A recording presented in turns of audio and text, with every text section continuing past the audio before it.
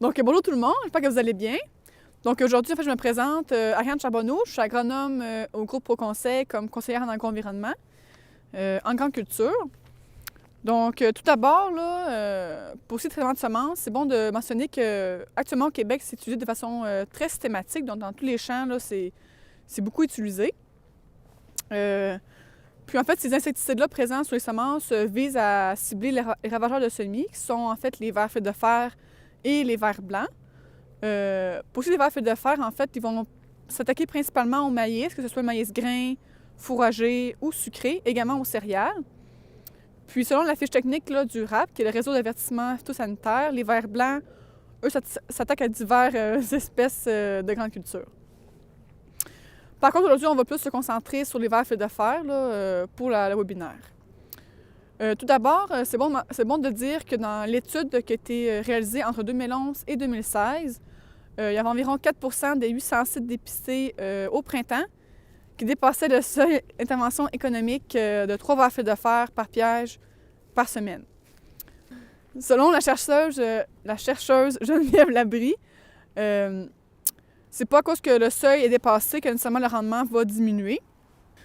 Donc, pour bien comprendre les seuils d'intervention, au Québec, il existe 9 espèces de vers feuilles de fer. Puis la principale là, qui est retrouvée au Québec, c'est le taupin trapu. Puis justement, dans une étude qui a été réalisée là, au Québec, 70% des spécimens qui étaient trouvés, c'était de cette espèce-ci, le taupin trapu.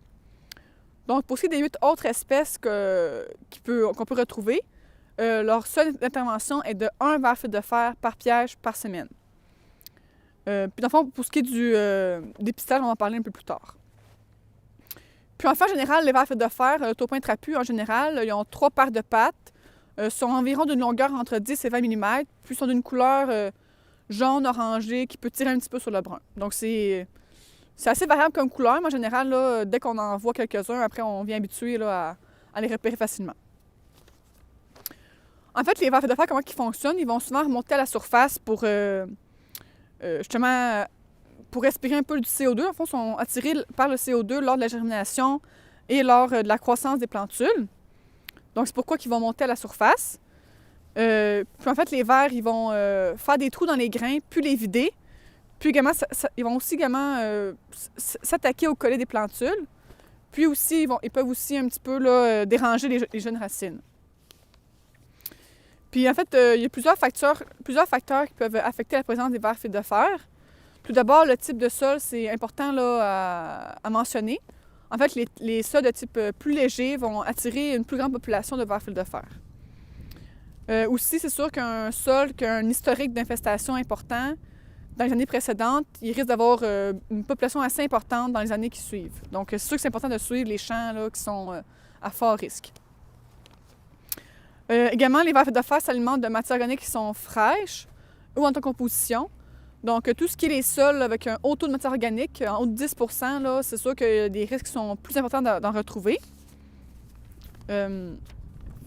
Aussi, le travail de sol qui est dit réduit ou conventionnel a une petite tendance à avoir un peu plus de vers feuilles de fer dans les sols, étant donné que les sols sont réchauffés plus rapidement. Ça attire les vers feuilles de fer plus rapidement dans la saison, contrairement au semi-direct où le sol reste plus frais plus longtemps. Aussi, un précédent culturel de graminées, avec un haut pourcentage de graminées, ça peut entraîner là, plus de vers feuilles de fer dans les sols. Donc, une prairie, par exemple, avec forte graminée ou du maïs sur maïs, donc une monoculture de maïs, c'est 2 situations qui sont optimales là, pour ce ravageur. Maintenant, Catherine va poursuivre avec plus d'informations sur les traitements de semences, sur les néonicotinoïdes pour les lois qui ont passé. Puis elle va également vous expliquer des résultats sur un petit essai qu'on a réalisé à la ferme là, chez 2 producteurs au groupe ProConseil, avec des traitements de semences, des parcelles là, sans traitement avec traitement. Voilà.